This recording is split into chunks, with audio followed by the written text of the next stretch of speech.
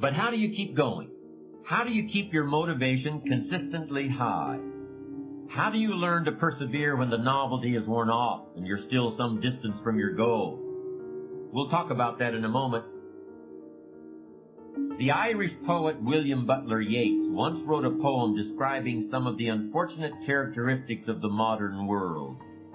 One of the things Yeats noticed was the fact that bad people seem to have the most energy, while good people become discouraged and doubtful of their own ability. The best lack all conviction, while the worst are filled with a passionate intensity. Those are the words Yeats used. And it's true that we can look around the world and see all sorts of things happening that we might wish were not happening. And there are people working very hard to make those things happen for reasons that we might not admire. And when we see that, it's easy to start saying, what's the use? What hope do I really have? Why don't I just give up on all the things I've been trying to accomplish and just start taking it easy? Even people of strong character feel that way sometimes. All of us have moments like that. That's when perseverance gets really, really tough. What's the answer? Well, you recall that during our discussion of goal setting, I asked you to list 5 categories for your long-term goals. What do you want to do? What do you want to be? What do you want to see? What do you want to have? Where do you want to go? Now I want you to add another one. With whom do you want to share? In other words, who are you working for besides yourself? In the first 5 categories, you were asked to focus exclusively on your own aspirations and why they were important to you. But now I want you to think in terms of other people. Who is depending on you? Who will benefit if you persevere and succeed? Who will suffer if you give up and stop trying? Who can you reach out to and help once you've achieved your goal? Write down answers to these questions, just like you wrote answers for the other categories. For many people, the answers will appear quite readily. If you have a family, your spouse and your children are depending on you. Perhaps even your parents are depending on you now, if they're elderly and require some care. But even if you're a single person or just starting out in your career, you can think of reasons to persevere and succeed that go beyond your personal needs. Maybe you would like to share some of your financial success with the schools that educated you, or with the religious institutions that gave you spiritual guidance, or with a hospital that helped to heal you on some occasion. This sharing doesn't have to be limited to money either. If your work has given you certain skills, you can share your time and your ability. You can and you should. But even this isn't putting it strongly enough. It isn't just that you'll do better if you feel you're working for others in addition to yourself.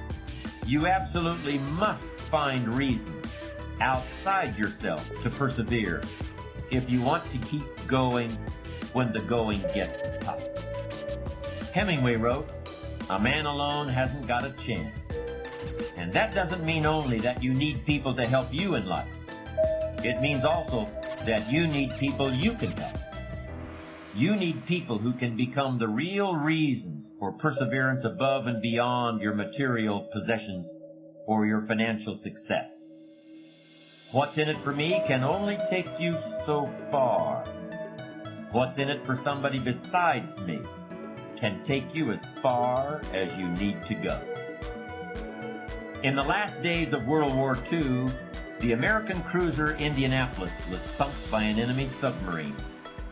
This was one of the most tragic incidents of the war for American forces, in which hundreds of men lost their lives.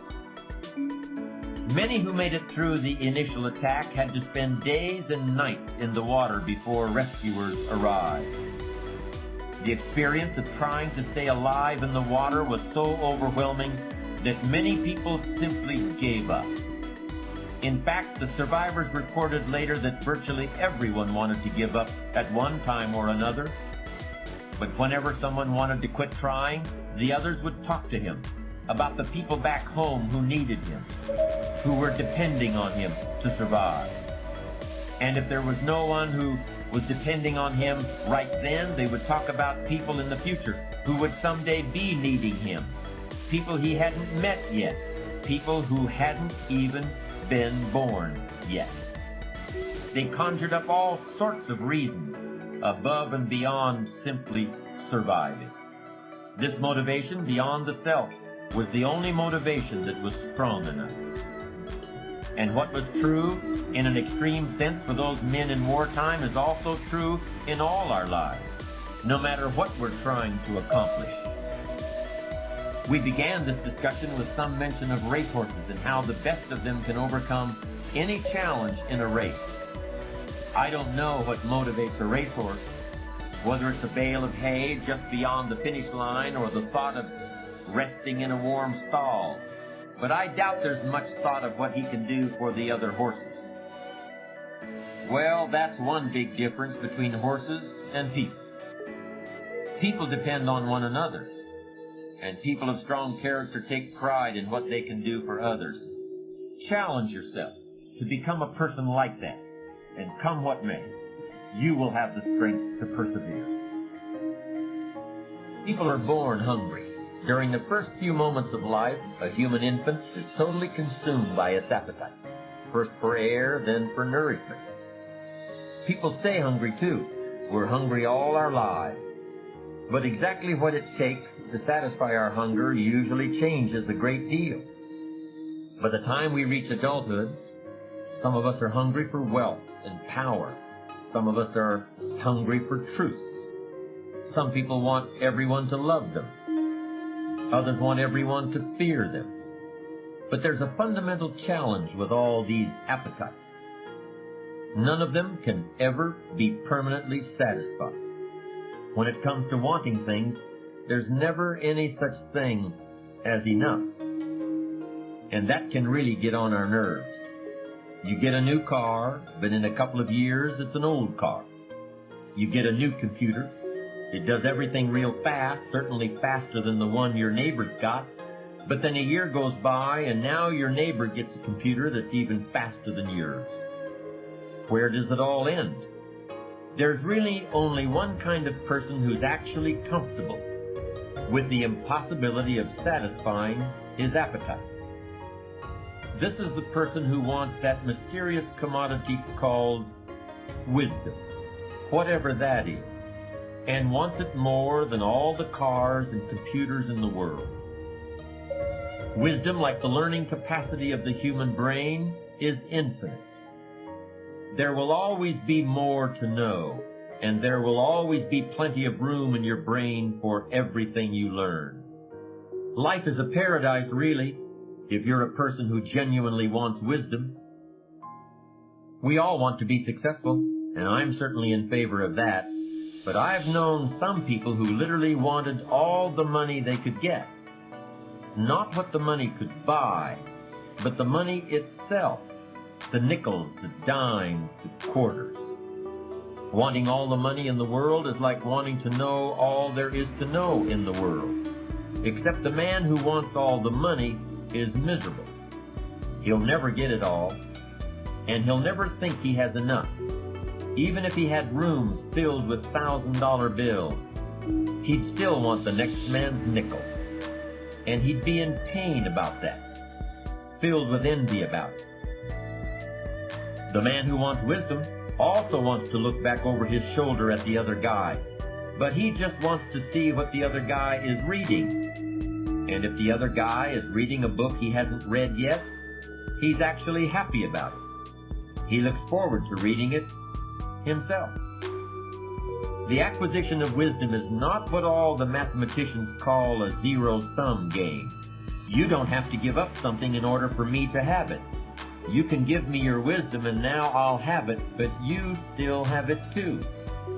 When one person shares wisdom with another, neither person is diminished. In fact, both are made wiser. Giving and taking is such a basic experience for most of us, but the whole concept of giving and taking doesn't really apply to wisdom. There's no giving and taking, there's only sharing. Wisdom is a unique commodity, if indeed it can even be called a commodity. Unlike the other things people hunger for, wisdom is very hard to visualize. We could imagine rooms full of money, but how can you picture a room full of wisdom? Books aren't wisdom. They're just pieces of paper bound together. Books can help create wisdom in people's minds, but if you look inside their heads, you won't find any wisdom there. So what is it anyway? To most people, wisdom seems like something in a distant country, as if it were on a tropical island somewhere. Few people, if any, have ever seen it, but it's something that everybody's heard reports about. But almost everybody believes wisdom exists, even if they've never seen it. In that sense, wisdom is almost like God, except it isn't a divine quality, it's a human quality, a very rare, very precious human quality. Ask anybody and they will probably tell you that there is such a thing as wisdom. Furthermore, that person will also tell you that he or she hopes someday to become wise. Ask the same person how to become wise, how to get wisdom, and if that person has some wisdom in him, he probably will just smile or nod or tell you to live and look around you and think about what you see and hear. There was once a man who was a great investment banker, one of the foremost in the world in his profession. He was born in poverty in Europe, was completely self-taught, and had used brains and guts to make a tremendous fortune. Many listened in fascination to this man telling the story of his life, and then would say, "Sir, you should write a book that would sum up all you've learned about the world and about how to succeed in it." But this great international investment banker just looked and smiled. He said, "Well, I suppose I could do that. But it wouldn't really be much of a book. In fact, I could tell you everything I know in just 15 or 20 minutes. Everything I've come to understand over the course of a lifetime. But what good would it do? These aren't things you can just hear about from someone else or read in a book. Until you've discovered them for yourself, they're just words, just puffs of air or drops of ink on a page. You've got to live in order to learn what I've learned. You've got to arrive at these truths the way you arrive at your destination after a long journey, with that same sense of fulfillment and joy." It's ironic, isn't it? Wisdom is not a thing you can buy, or a course you can take in school, or a degree you can earn. Yet every parent wants his children to attend good schools, and rightfully so. Wisdom is not really something you can get from another person, yet you can gain some wisdom from everyone you meet. Wisdom is something a wise man always feels he needs more of. Yet the true sources of wisdom lie nowhere but within ourselves. There are plenty of people who are too smart for their own good, people who are filled to overflowing with facts and technical knowledge, but who are sadly lacking in human understanding and common sense. We've all met people like that. They score high on all the tests. They get perfect grades in school. They win all the prizes. They often get paid very well to practice their skills, to build things, and write computer programs, and carry on lawsuits, and manage other people's affairs. But go home with one of these whizzes. Look at their lives outside of work, if they have a life outside their work, and you'll find that all sorts of things that regular people know, like the difference between right and wrong, and what's fair, and how to give happiness, and what life is worth, that they haven't even thought about. What's that got to do with me, the smart one asks? What is this thing you call common sense? What is this stuff you call human wisdom? What is this thing you call strong character? I've seen people who have everything you could possibly want, every object you could dream of, everything you can drive down the street or sail on the ocean or fly through the air. But on the inside, where the real person lives, They're broke. They haven't got anything. They haven't got a clue. The Bible tells us that King Solomon was the wisest man in the whole world. But he was not only the wisest, he was also the richest man in the world. Kings and queens came from all over the world to get Solomon's advice and to admire his riches. In fact, legend has it that Solomon had wives from every nation on earth. And there's no report of any marital disharmony. Not one divorce. Was this a wise man or what? The Bible tells us that when Solomon was just a young man living in the courts of King David his father, God told him he would grant him one wish. You know what he wished for? He didn't wish for a kingdom.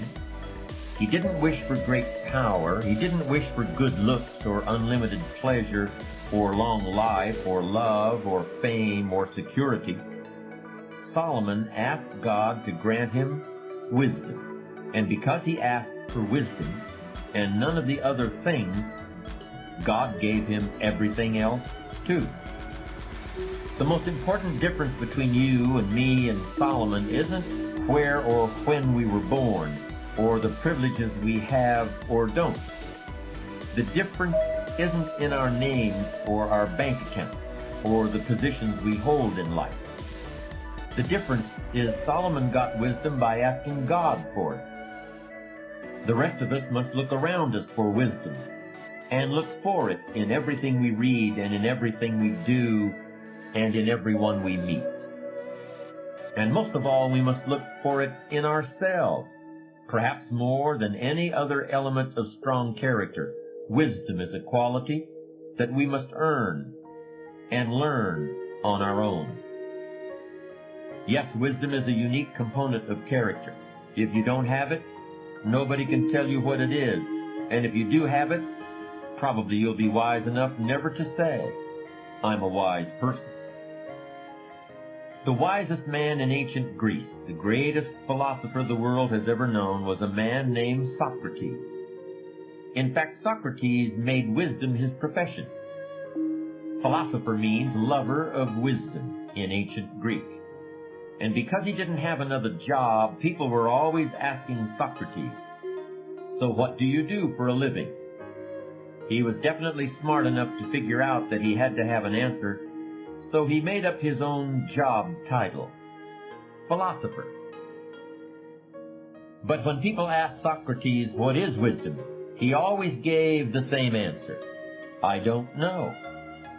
In fact, Socrates never claimed to know much of anything, except how to ask questions. And by asking questions, he would prove to other people that they didn't know what they thought they knew or were certain of. Everybody in Greece agreed that Socrates was the wisest man in Greece. But unlike King Solomon, the philosopher Socrates didn't have great wealth. The wisest man in Greece was poor. King Solomon managed to run a huge household with many wives and homes and lots of children, and he accomplished this without any discord or unhappiness. But Socrates had no home life at all. The wisest man in Greece was married to a famous and terrible nag, and they had no children. Socrates, the wisest man in Greece, just went to the marketplace every day and hung around and asked people questions and hoped to get invited to a banquet so he wouldn't have to go home and face his wife. King Solomon was honored by all the great leaders of his time. But Socrates, the wisest man in Greece, didn't even have any support among the powerful people in his own country. Their sons would go to Socrates and learn what they could from the philosopher, but the powerful families of Athens, the Greek city where Socrates lived, got tired of Socrates' questions. They grew exasperated with the way he was teaching the youth of Greece that nobody knows anything for sure. So they accused the wisest man in Greece of corrupting their children. Instead of honoring the greatest philosopher who ever lived, the Athenians sentenced Socrates to death.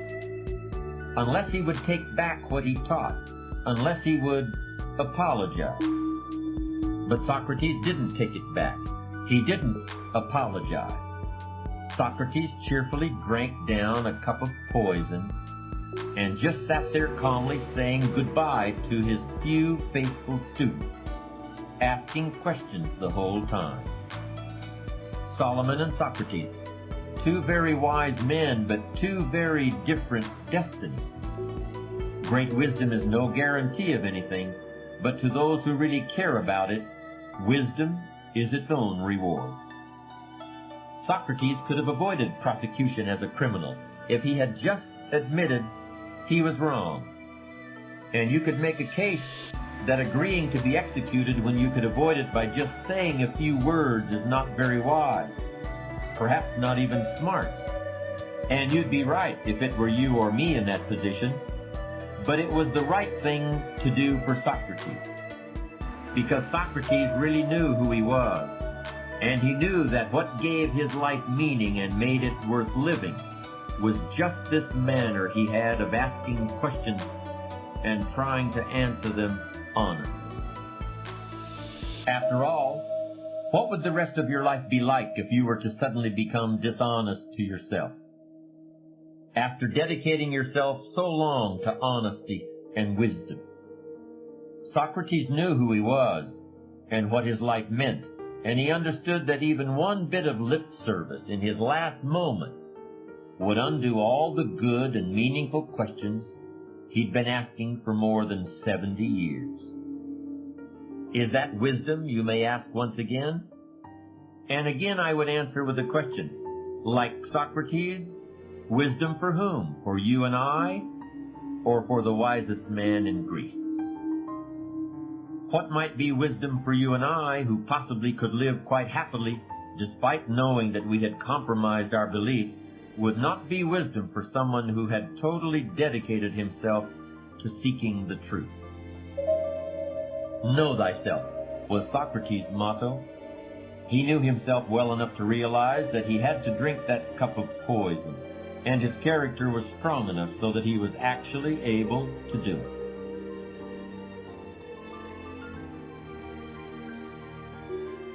I know a few people who make their livings as personal financial planners. They help individuals and families define their financial needs today and in the coming years, and they help people do what must be done to provide for those needs. Any good personal financial planner will tell you that most people are insufficiently prepared for retirement. And I would add that this lack of preparedness is not limited to the financial sphere. Because for a mature human being, there has got to be some higher value or higher truth than just staying on in life, just catching a few more gasps of air, or even having a large enough retirement income so you can spend your final years on the golf course. In my work, I've talked a lot about what conclusions you should draw if you're not wealthy by the time you're 50 or 60 years of age. How it's an indication of poor planning or poor self-management. But if you're 50 or 60 and you haven't really thought about what more there is, or who you are, and why you're here, and what your life means, well, you just haven't provided for your old age. Don't worry about a financial planner. You need a personal wisdom consultant. Part of wisdom is knowing what you lack and looking for it and asking for it.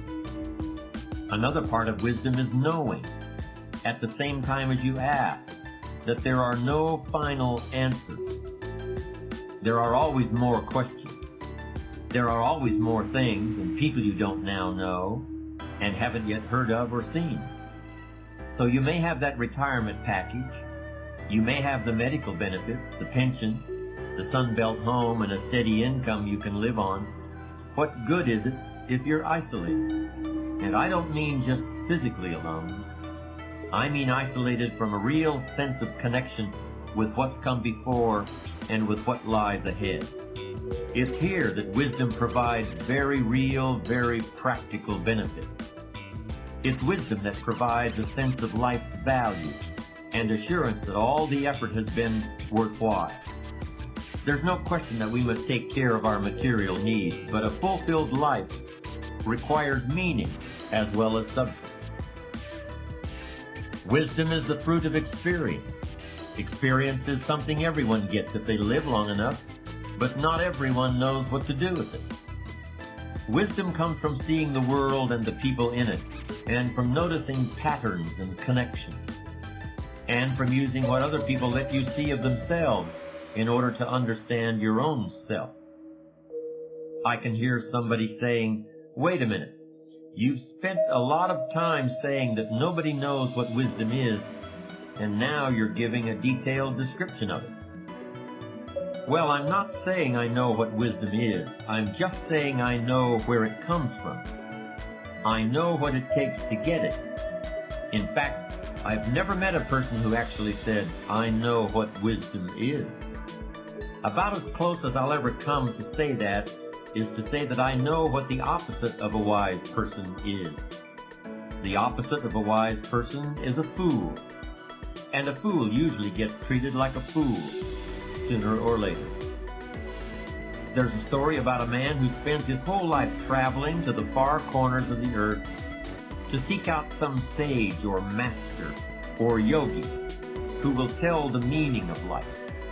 The seeker crosses the deserts and oceans. He starves and suffers.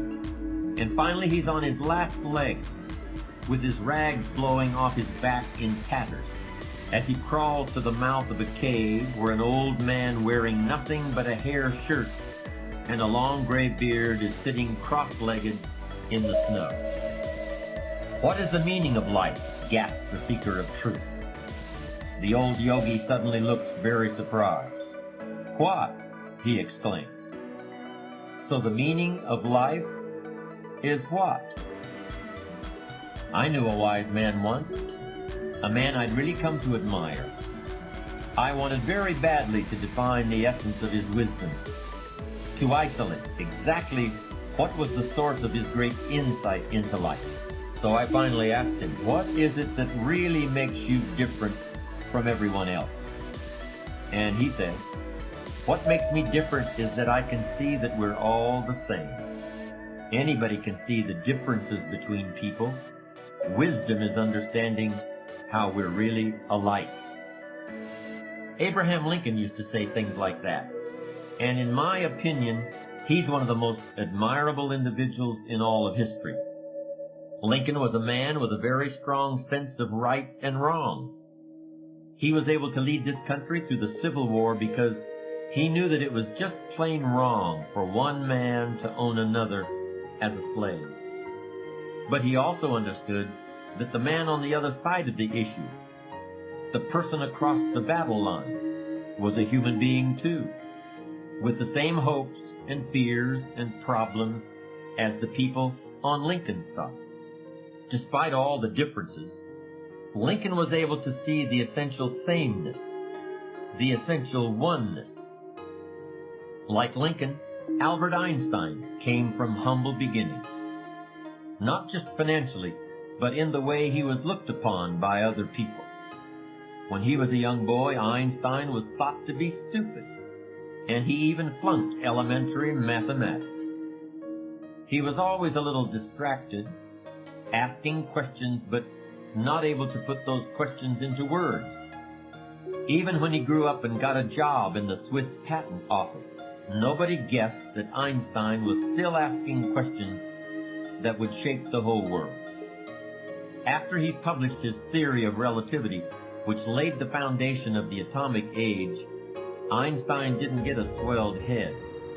He kept asking questions about who we are and why we're here and how the universe is made. Even after he was able to find answers to some of the most profound scientific questions that had ever been put forward, Einstein still remained an essentially humble person, and he never suggested that his answers were the final ones. Why should they be? After all, everything in the universe is subject to change, with the single exception being the speed of light, and Einstein had made that discovery himself. People of wisdom are much more interested in questions than in answers, but foolish people are always coming back to conclusions. Like success, wisdom is a process, not a destination. Am I a wise person? I've been talking so much about wisdom, you must be wondering about my qualifications. I suppose everyone who manages to survive and even prosper to some extent has moments of self-satisfaction. Moments when you say to yourself, I've finally got it all figured out once and for all. But usually, something comes along pretty quickly to humble you. I was sitting in an airplane on a flight from Texas to California, and looking out the window at the mountains and the desert far below, I was thinking to myself how, until quite recently in the span of human history, nobody had ever seen anything like this. None of the kings and queens, none of the warriors, none of the wizards. Nobody had ever been able to fly 40,000 feet in the air and look down on the mountains. How powerful we've suddenly become. Today, all we have to do is buy an airline ticket, and we can do something that no one back then ever dreamed would be possible. For a moment or two, all this gave me a real feeling of power. It felt really good looking down on everything. But then I thought, wait a minute, can I stop the plane or turn it around? Can I take a walk outside and then come back to my seat? I can't even take a walk around the plane unless the little light tells me it's okay. I can't even feed myself in here. In all my adult life, I've never been less powerful than I am at this very moment. I'm completely helpless. It's that way with wisdom, too. When you think you really know something, stop for a second and see if the opposite isn't really true also. Do you think you're rich? Compared to whom? Maybe you're really poor. Do you think you're poor? Compared to whom? Maybe you're really rich. Picture a crowded subway car in New York City. Quite an experience, but not something I would recommend to the faint of heart. Hundreds of complete strangers jammed into a space designed for a third their number. All of them packed tighter than sardines in a little tiny can. Now suppose you're in that situation, and you've been on your feet all day and you'd really like to sit down. But there are no seats left in the subway car, and you're standing there hanging from that metal bar that hangs from the ceiling. Do you suppose you could come up with something that would convince somebody to give you their seat? That's a pretty good test of wisdom, in my opinion. You'd have to be pretty wise to come up with something like that in a crowded New York subway car. Frankly, I don't think King Solomon could have done it. I don't think Socrates could have done it. I don't even believe that Einstein could have done it. But then it happens. Somebody convinces not just one person, but several people to offer their seats. People are actually competing to give up their precious seats in that crowded New York subway car. Who is this somebody? A pregnant woman. A very pregnant woman, in fact. People are scrambling to give her their seat. But you see, it wasn't really the woman who convinced them to do it. It was the baby inside. It was a tiny creature who couldn't even talk or even imagine the very idea of talking, who convinced these tough New Yorkers to stand up. Einstein couldn't have done that. Excuse me, my name is Albert Einstein. Perhaps you've heard of me. Do you think I could have your seat here in the subway? Never heard of you, Einstein, but get lost anyway. But I'm very wise. Yeah, well, you're wising off to the wrong guy. So am I saying an unborn baby is wiser than Albert Einstein? Maybe you should decide. But that baby certainly solved the problem. Here's a phrase that I'm pretty sure contains some important wisdom. If you've reached the point in life where you feel you've got all the answers, you better start asking some different questions. The fool is always reaching his intellectual destination. The wise man is always wondering how much further there is to go. The fool's viewpoint is always narrowing. He talks more and more, but he listens less and less all the time. He starts saying the same thing, and that's because he's always thinking the same thought. If he's a powerful fool, people are eager to help him along in this, particularly if they're dependent upon him for their living. But they're laughing at him behind his back, and they're watching and waiting too for the moment when he finally becomes a vulnerable. Here's a scene, a big league baseball game. The pitcher gets into an argument with the umpire. The pitcher has been covering first base on a bunt, but the ump calls the runner safe. So the pitcher just stands there with the ball in his hand, yelling and arguing, because he is sure he's right. He's sure the runner should be called out. But of course, the whole time he's arguing, the runner keeps running. And this pitcher is so sure he's right. He's so totally wrapped up in his own wisdom that the runner runs all the way around the bases and scores. You've probably seen things like that happen.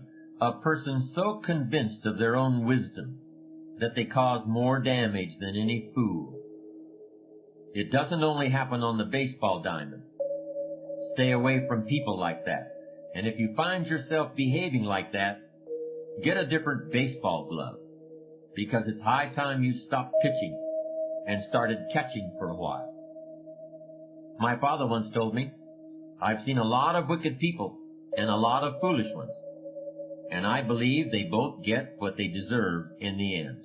But the foolish ones get it first. I found that to be true. In a way, it's the opposite of the idea that ignorance is bliss. Ignorance is not bliss, it's misery. It's poverty of the mind and spirit, and sooner or later of the bank account. Wisdom is wealth of the heart, mind, and soul. And unlike money, once you have it, no one and nothing can ever take it away from you. Once you've come to possess it, wisdom is yours forever. And even when you pass it on to others, your own store of it grows.